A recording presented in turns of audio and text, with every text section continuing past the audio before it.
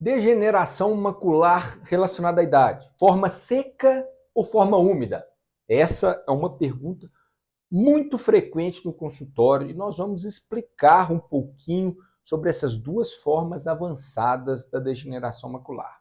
Vamos começar pela degeneração macular forma seca.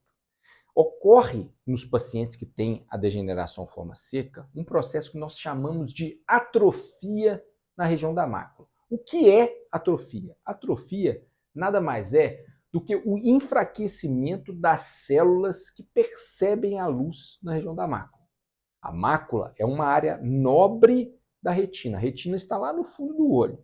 E nessa área nobre da mácula, para a gente enxergar realmente o que está na nossa frente, é importante que as células dessa região da mácula estejam funcionando bem.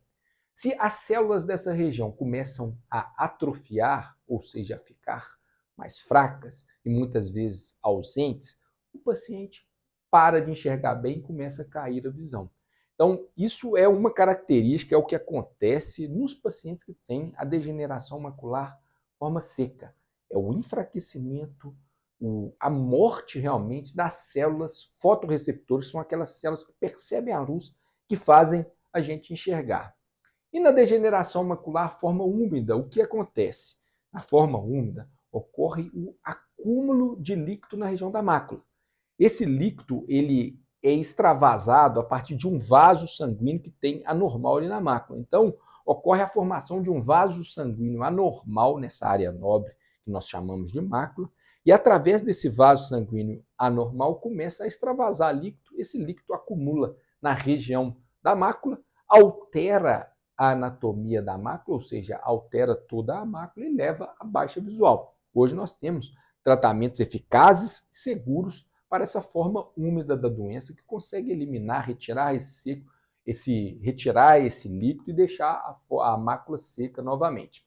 Agora, é interessante que todos entendam que o paciente que tem a forma úmida, ele pode ter também a forma seca.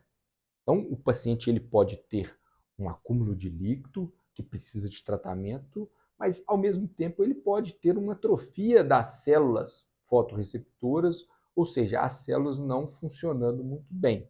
Então é interessante que o paciente faça um exame bem criterioso com o oftalmologista para que o oftalmologista entenda e oriente o paciente e familiares sobre o tipo de degeneração macular, o que está realmente acontecendo ali na mácula do paciente e, dessa forma, oriente também o tratamento, proposto o tratamento que vai ser feito se o paciente precisar de algum tratamento.